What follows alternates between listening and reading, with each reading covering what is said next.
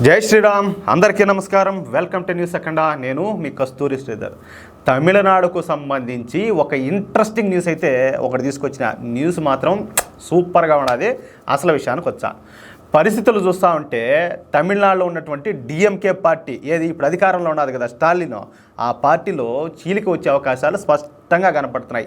ఇప్పటికే తమిళనాడులోని డిఎంకే ప్రభుత్వం అవినీతి, బంధుప్రీతి, వారసత్వ రాజకీయాల్లో మునిగిపోయింది. అట్టే పోయింది, బాయిలో అడుక్కుపోయినట్టు వెళ్ళిపోయింది. అది రాను రాను తమిళనాడు ముఖ్యమంత్రి స్టాలిన్ మీద ప్రజల్లో నమ్మకం కూడా సన్నగిలిపోతుంది. మొన్నటి వరకు తమిళనాడుకు ఒక్క స్టాలిన్ దిక్కున భావించినటువంటి ప్రజల ఆలోచనలో పెద్ద ఎత్తునైతే మార్పు అయితే వస్తుంది. ఆ మార్పు తెచ్చిన నాయకుడు ఎవరయ్యా అంటే తమిళ సింగం అన్నామలై మాత్రమే. తెలుసు కదా మీకు అన్నామలై ఎవరా? సింగం అన్నామలై ఆయనే. తమిళ సింగం అన్నామలై గత 2 సంవత్సరాల నుండి చేస్తున్న పోరాటాల ఫలితంగా స్టాలిన్ ప్రభుత్వ తప్పిదాలు ప్రజలకు అన్నీ కూడా తెలుస్తూ ఉన్నాయి. అలాగే స్టాలిన్ ప్రభుత్వం చేస్తున్న అవినీతిని తమిళనాడు బీజేపీ శాఖ ఎప్పటికప్పుడు ప్రజలకైతే చేరవేస్తూనే ఉన్నది. తమిళనాడు ముఖ్యమంత్రిగా ఎంకే స్టాలిన్ వచ్చిన దగ్గర నుంచి తమిళనాడులో అవినీతి అయితే పెచ్చుమీరిపోయింది, మామూలుగా కూడా కాదు. దాంతోపాటు ఏంటంటే డ్రగ్స్ సరఫరా గురించి అయితే ఇంకా చెప్పాల్సిన అవసరం ఇలా. చూడండి, ఒకవేళ డ్రగ్స్ అనేది అంటే డ్రగ్స్ వినియోగం అనేది ఎక్కడైతే పెరుగుతాదో అక్కడ యువత అంతా సర్వనాశనం అయిపోతారు. అంటే అక్కడ ఇక భవిష్యత్తు అయితే ఇంకా ప్రశ్నార్థకమే. దాన్ని బట్టి మీరు అర్థం చేసుకోవచ్చు. దాని గురించి మీకు ఈ పాటికి కొంత అవగాహన కూడా ఉంటుందని నేను అనుకుంటున్నా. పైగా ఏంటంటే అక్కడ ఉన్నటువంటి దళితుల మీద దాడులు కూడా విపరీతంగా పెరిగిపోయినాయి. నేను ఒక్కొక్క పాయింట్ చెప్పినప్పుడు మీరు ఊహించుకోవచ్చు అక్కడ పరిస్థితులు ఏ స్థాయిలో ఉన్నాయో, ఎట్లా ఉన్నాయో.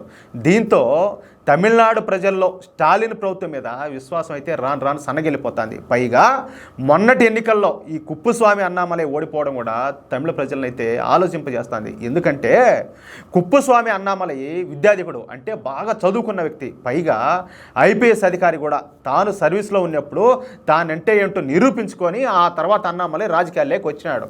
4-5 తరగతులు తప్పిన ఈ రాజకీయ నాయకులే మంత్రులుగా ఎలగబెడతారు. మామూలుగా కూడా కాదు, వాళ్ళు చేసే సిఫారసు అట్ట ఉండదు. విద్యాధికుడు మరియు ఐపీఎస్ అధికారి అయిన అన్నామలైకు ఎందుకు అవకాశం ఇవ్వకూడదని చెప్పేసి తమిళ ప్రజల్లో ప్రస్తుతం ఒక చర్చ అయితే పెద్ద ఎత్తున నడుస్తుందంట. ఇక డిఎంకే ప్రభుత్వం విషయానికి వచ్చాం.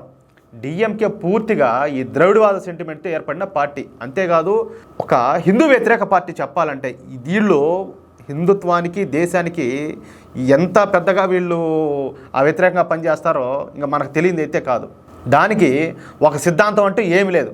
ఎంతసేపు ద్రవిడవాదం పేరు చెప్పి భారతీయుల నుంచి తమిళ ప్రజలను దూరం చేయడమే ఈ డిఎంకే పార్టీ చేస్తున్న నిర్వాకం. మీకు అర్థమైందా?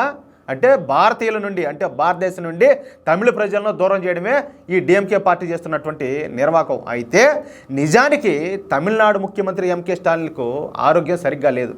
అతనికి కొన్ని సంవత్సరాలుగా కొన్ని ఆరోగ్య సమస్యలు అయితే ఉన్నాయి. దీంతో ఈయన ఏంటంటే అమెరికాకు పోయి చికిత్స చేయించుకోవాలని చెప్పి నిర్ణయం తీసుకున్నాడు. అయితే తాను అమెరికా వెళ్లే లోపు తమిళనాడు ముఖ్యమంత్రిగా తన కుమారుడు శుద్ధపోసైనటువంటి ఉదయనిధి స్టాలిన్ను ముఖ్యమంత్రిగా చేయాలనేది స్టాలిన్ యొక్క ఆలోచన. తెలుసు కదా ఎవరు ఈ ఉదయనిధి స్టాలిన్ గురించే.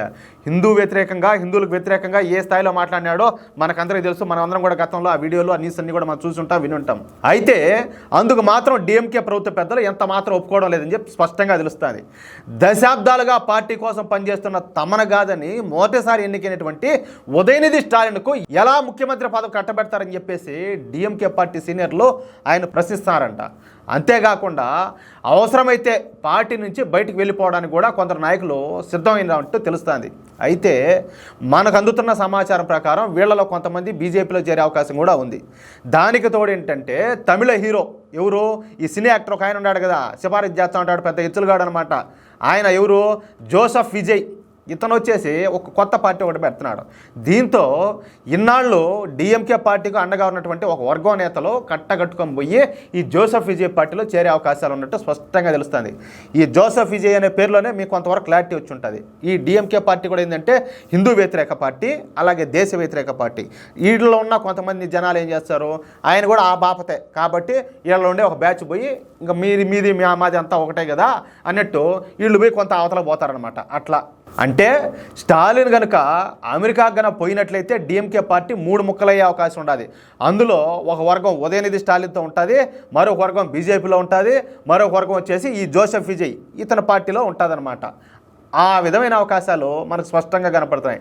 దీంతో తన ప్రభుత్వాన్ని కాపాడుకోవడం కోసం స్టాలిన్ బీజేపీకు దగ్గరవుతా ఉన్నట్టు వార్తలు కూడా వస్తూ ఉన్నాయి. అయితే అన్నామలై మాత్రం ఎట్టి పరిస్థితుల్లో డిఎంకేతో పొత్తు పెట్టుకునే అవకాశమే లేదని చెప్పి వచ్చే అసెంబ్లీ ఎన్నికల్లో బీజేపీ ఒంటరిగా పోటీ చేస్తుందని చెప్పేసి విస్పష్టంగా తెలియజేసినాడు.